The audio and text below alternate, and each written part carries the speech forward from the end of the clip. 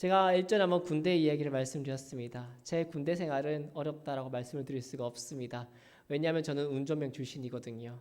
남들 열심히 훈련하고 작업할 때 저는 차를 몰았습니다.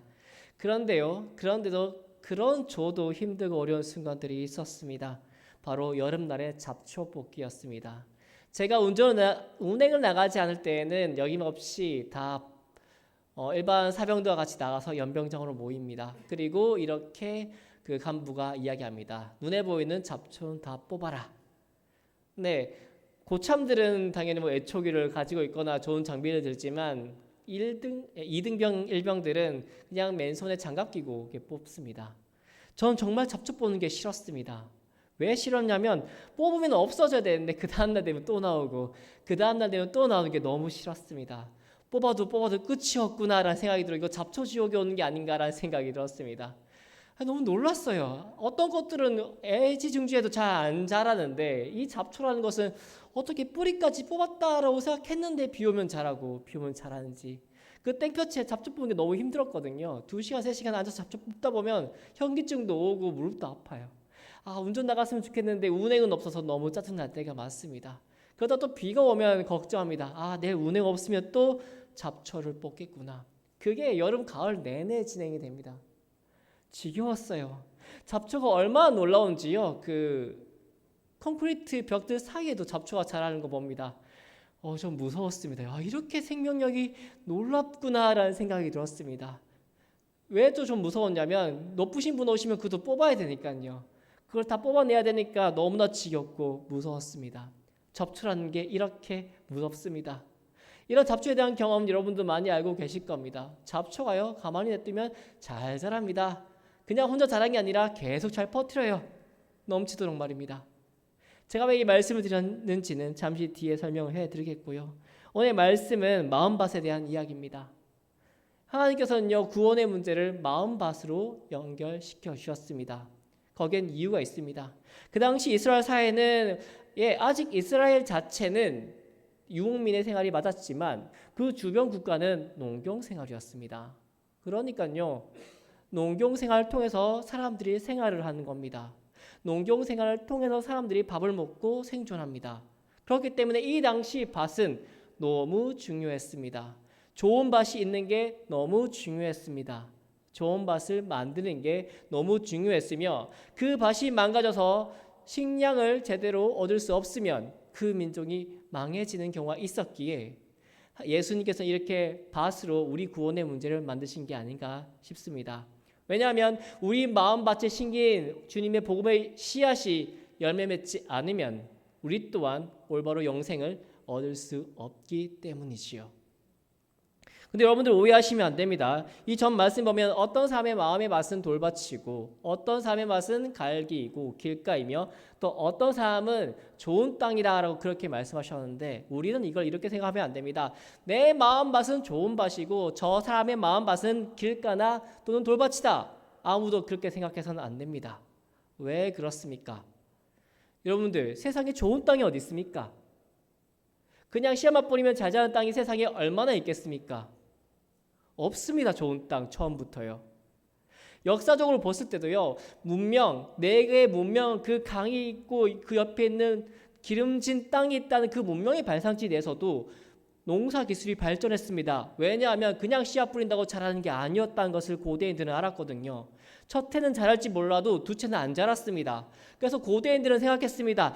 땅을 뭔가 일구어야 되고 땅 옆에 있는 이상하게 이름 모르는 그 풀들은 뽑아야 되고 또는 비료를 줘야 된다는 것을 알았습니다. 가만히 있으면 땅은 황폐해지고 가만히 있으면 땅은 못 쓰는 땅이 되어지는구나라는 것을 알았기에 농경기술이 그렇게 발달한 것이었습니다. 옛날의 농경기술은요 땅에 대한 기술이었습니다. 왜냐하면 하늘은 어쩔 수가 없었거든요. 비가 오는 걸 누가 막겠습니까?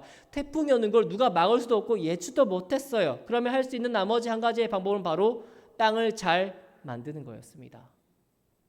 네, 바로 강 옆에 있는 그 비옥한 땅도 그렇게 잘 만들어야만 좋은 열매 맺는 것을 옛날 사람들은 알았어요. 그렇기 때문에 좋은 땅을 원래부터 있었던 것이 아니라 홈이든 낫이든 무엇이든 다 가지고 와서 좋은 땅을 만들어가는 것이었습니다. 예수님은 그런 상황 가운데 마음밭을 얘기하신 겁니다. 솔직히 우리도 마찬가지였습니다. 예수님을 알기 전 우리의 마음밭은 어떠했습니까? 마치 길가와도 같았을 겁니다. 예수님을 몰랐기 때문에요. 예수님의 복음의 씨앗을 받고 우리의 모습은 어떻습니까? 완벽해지고 있나요? 아니죠. 때로 우리의 삶의 위기와 힘듦과 어려움에 또는 나태함과 여러 가지 걱정들로 인해 마음으로 주의 말씀을 받았음에도 불구하고 올바로 믿지 못하고 넘어지기도 합니다. 예수님은 그걸 통해 말씀해 주신 것입니다. 우리의 마음밭도 그러하다는 것을요. 처음부터 좋은 밭이 있는 게 아니라 길가였다가 때론 돌밭이었다가 때론 거기에 가시가기가 나고 잡초도 났다가 그 모든 걸 노력하는 자들은 결국 좋은 밭이 된다는 걸 보여주셨습니다. 어떻게 보여주셨습니까? 바로 예수님께서 그의 삶을 사시면서 보여주신 것이었습니다. 근데 사실은요, 저는 이 말씀 보면 굉장히 좀 억울하고 조금 솔직히 좀 이해 안 됐습니다. 그냥 다 마음밭 좋게 하시지. 다 마음밭 다 좋게 하셔가지고 씨앗을 그냥 뿌려주시고 잘 자라게 해주시지. 왜 누군가의 마음밭은 이렇게 돼서 그렇게 피나는 노력을 해야 될까? 제 자신을 봐도요. 오늘은 내가 주님의 삶을 살았다라고 생각하더라도 내일 넘어지는 경우가 대다수였습니다. 매일같이 주님의 그 뜻대로 살아내기 힘들다는 것을 깨달아요. 힘들고 지칩니다. 마치 잡초를 뽑는 것처럼 말입니다. 나는 좀 더 나아갔다 생각했는데, 나는 좀 더 발전했다 생각했는데, 나는 좀 더 주님께 가까워졌다 생각했는데 그 다음날 어떠한 분노와 어떠한 시기와 어떠한 좋지 못한 마음으로 넘어지는 내 자신을 보며 또 이렇게 잡초가 자라 나를 넘어지게 하는가 하는 것을 많이 깨달았습니다. 근데 그럴 때마다 사실 주님께 조금 원망 아닌 원망을 해요. 하나님 그냥 좋은 밭 주셔서 편하게 구원의 길을 이르게 하시지 왜 자꾸 넘어지게 하셔서 왜 자꾸 나를 마음 힘들게 하셔서 또 뽑고 또 뽑고 또 뽑게 하시나 마음 힘들고 그럴 때가 참 많았습니다. 여러분들은 어떻습니까? 그날 말씀이 늘 은혜로 와닿아지던가요? 그러지 않을 때가 많습니다. 우리 육신이 피곤하면 또는 우리 육신이 우환이 있으면 때로는 누군가의 시기와 질투로 인해 또는 경제적인 문제로 인해 주의 말씀을 받았지만 그때 잠시 은혜를 받았다가 또 원래대로 되돌아오진 않습니까? 왜 주님은 그러한 상황과 환경을 우리에게 만들어주시고 그렇게 살게 하셨을까요? 그냥 편하게 평생 행복하게 주님만 바라보며 살면 안 될까요? 왜 주님은 그렇게 우리를 하게 만드셨을까요? 근데 저는 그걸 어떻게 깨달았냐면 운동하면서 깨달았습니다. 제가 오랜 시간 운동을 못합니다. 시간을 너무 빡빡하게 하루 일정을 잡아놔서 하루에 20분 운동합니다. 근데 그 20분 운동을 인터벌 트레이닝이라고 해서 30초 운동하고 10초 쉬고 30초 운동하고 10초 쉬고를 반복하는 겁니다. 이거 굉장히 힘들어요. 처음에 할 때는 하고 나서는 온몸, 어깨, 허벅지 할 것 없이 다 아팠습니다. 근육통으로 3, 4일 갔어요. 너무 힘들었습니다. 하고 나면 할 때는 좀 지금도 하지 말까라는 고민이 들 정도로 힘든 운동인데 살아야겠다는 마음으로 그렇게 운동을 시작했습니다. 처음에 너무 아팠어요. 근데 하면 할수록 아픈 게 없어지더라고요. 그리고 체중계를 재보고 몸의 근육 상태를 재보면 근육량이 조금씩 늘어가는 게 눈에 보이기 시작했습니다. 다른 것보다 더 저에게 이득이 됐던 거는 피곤하지가 않는 거예요. 내가 하루에 5시간, 6시간 그 사이를 자거나 좀 못 잘 때가 있는데 운동하기 전에 너무 그게 괴로웠습니다. 공부를 해도 집중이 안 되는 거예요, 아침에. 근데 그 운동 타임을 가지고 나서는 점점 제 정신이 맑아지는 걸 많이 느꼈습니다. 그러면서 몸이 좀 가벼워지는 걸 많이 느꼈어요. 지금은 그 운동을 한다고 해서 허벅지가 아프거나 어깨가 통증이 있지 않습니다. 물론 땀은 굉장히 많이 흘리고 그거 끝나고 나서 정말 지쳐요. 근데 거기까지예요. 5분 10분 쉬고 샤워를 하다 보면 금방 회복됩니다. 오히려 무슨 일이 있어서 감기에 걸려서 못하다가 또 하게 되면 또 근육통이 시달리는 거예요. 신기하죠? 쉬면 나을 것 같은데 그냥 가만히 있으면 회복될 것 같은데 그냥 아무것도 안 하면 더 좋은 힘이 돼서 더 잘할 것 같은데 우리 몸은 그렇지 않습니다. 우리 몸에 자극을 줘야 되고요. 우리 몸에 끊임없이 자극과 노력을 줘야 우리 몸이 튼튼해지고 이 튼튼한 몸 때문에 우리의 체력이 늘어나는 겁니다. 우리의 체력이 늘어나면 여러 가지 활동도 더 많이 할 수 있게 되는 것을 우리 몸을 보면서 깨달았습니다. 그래서 운동하는 고통이 없으면 나는 체력을 또 예전대로 돌아오거나 못해질 수 있겠구나 라고 생각이 들더라고요. 우리의 신앙생활도 마찬가지지 않겠습니까? 하나님께서 왜 우리에게 고난이라는 잡초를 주셨을까요? 왜 우리에게 고난의 잡초를 주셔서 그 순간만큼은 힘들게 하시고 그 순간만큼은 어렵게 하시고 주의 말씀조차 잘 안 들리고 은혜롭지 않게 하셨을까요? 아마 하나님은 우리가 거저 천국 가기 원하시진 않은 것 같습니다. 함께 주님의 사자가 되어 천국을 만들어가기 원하시기 때문이 아니었겠습니까? 우리는 우리만 구원받는 사람들이 아닙니다. 아직 믿지 못하는 수많은 영혼들을 위해 통로가 되어줘야 되며 그 사람들을 위한 사자가 되어줘야 합니다. 그러면 어떻게 해야 되겠습니까? 우리의 말도 중요하지만 우리의 말의 능력은 어디서 오겠습니까? 우리 오전에 부흥했을 때 그 집사님 삶만으로도 은혜가 되지 않던가요? 그 어떤 화려한 언변이 아니면 좀 너무 부럽고 제가 죄송했습니다. 그분은 그렇게 사셨기에 그 말 한마디의 능력이 엄청났던 게 아닙니까? 그 믿음의 삶을 사셨기에 그 말 한마디가 천금보다 더했던 거라 저는 믿습니다.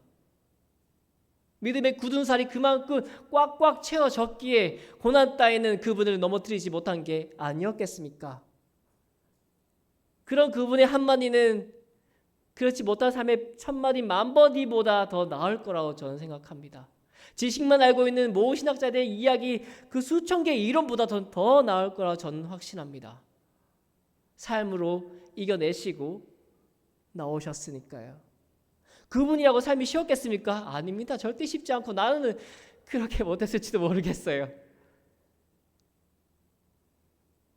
그렇게 버텨내셨기에 오늘도 지금 우간다로 주님의 나라를 확장하러 가신 게 아니겠습니까? 하나님 우리를 구원자로 부르셨지만 동시에 우리를 동역자로 부르셨습니다. 그 열매들을 맺히게 하셨고 그 맺힌 열매를 옆에 있는 사람들에게 보이도록 하셨어요. 그러려면 좋은 땅을 만들어야 돼요.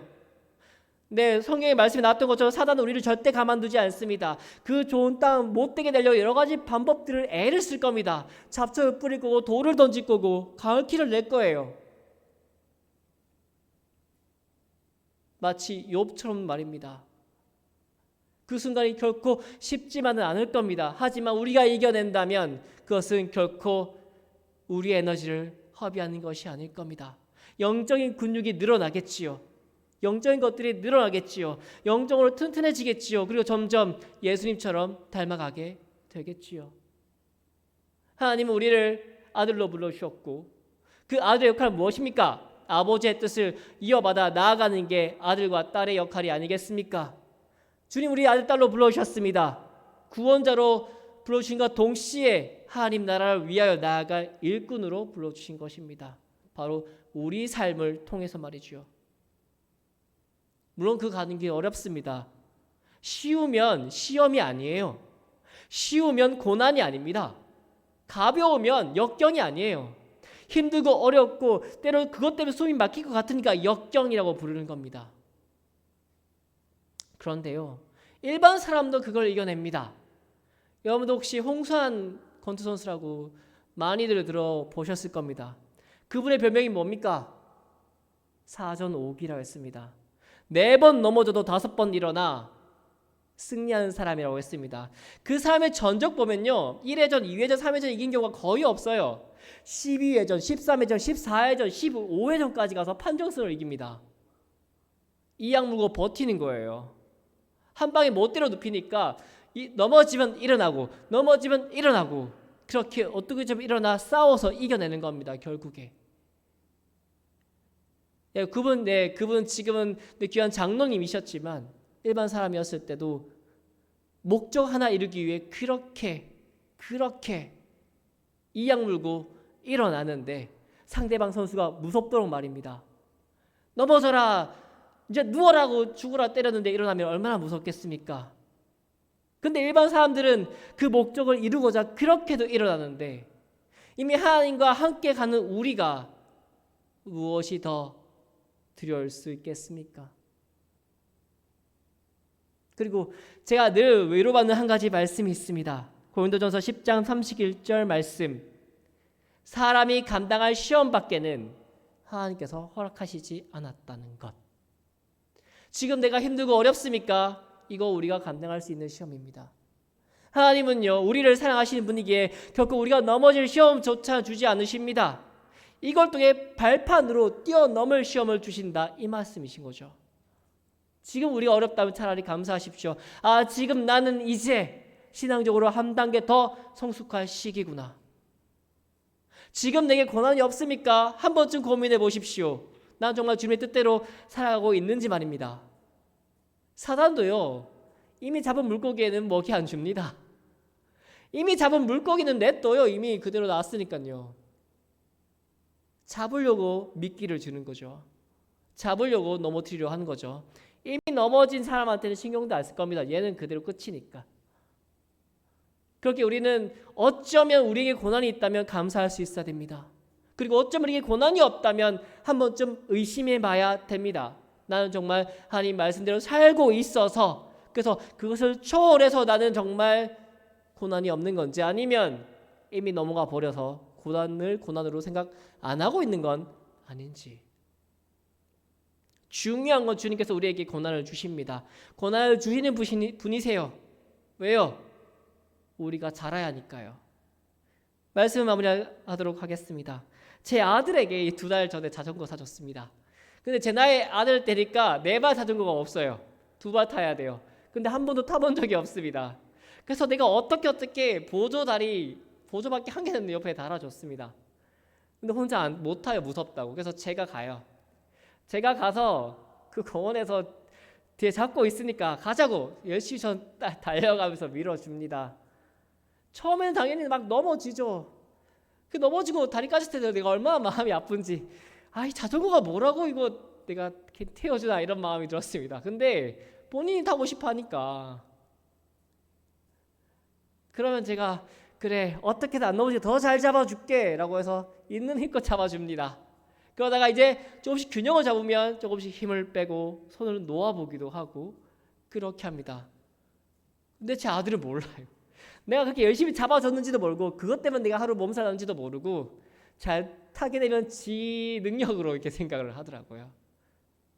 하나님 우리를 도우십니다. 우리가 느껴지지 않을 때 분명히 있겠죠. 그렇죠? 우리가 외로울 때 느껴지지 않을 때 애쓰겠지만 그건 우리 착각입니다. 하나님 우리를 도우실 거예요. 로마서에요, 성령 하나님께서 말할 수 없는 탄식으로 우리 위해 중보 기도하신다 하셨습니다. 우리를 헛되게 가시기에 하시는 분이 아니에요. 우리를 결코 망한 길로 보내신 분이 아닙니다. 하지만 그냥 막 다 도와주면 아무것도 못하니까 뒤에서 지켜보고 힘을 주려고 하시는 겁니다. 눈에 보이는 잡초 냅둬버리지 말고 그때그때 뽑고, 돌이 있으면 돌을 치워버리고, 가시 벙불이 있으면 그거 다 잘라버려서 주님께서 주신 올바른 그 씨앗을 잘 심을 수 있도록이요. 그것이 열매가 되어 나에게 영광이 되며, 또한 그것들을 통해 알지 못하는 불쌍한 영혼들에도 영광이 될 수 있기를 바라는 그 마음으로 주님 오늘도 우리에게 고난을 주실 수도 있습니다. 힘들고 어려우신 분들 그때마다 감사할 수 있게 소망합니다. 힘들 수 있죠. 그럴 때마다 이 악물고 그래도 주님 감사합니다라는 그 마음으로 함께 서서, 그리고 앞장서서 주님 원하시는 기이한 모습대로 저희들을 모두 살아갈 수 있길 간절히 소망합니다. 기도하시겠습니다.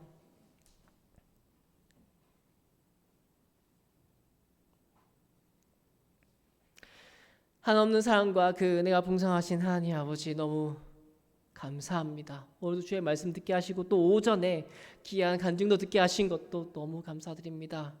오늘의 순간이 저에게 잊혀지지 않길 소망합니다. 특별히 힘들고 어려운 순간에 오늘의 순간을 더욱더 기억나게 하셔서 그 순간들 능히 이겨내고 믿음의 능력 더욱더 키워나가며 주님 기뻐하시는 모습으로 살아갈 수 있도록 주여 도와주시옵소서.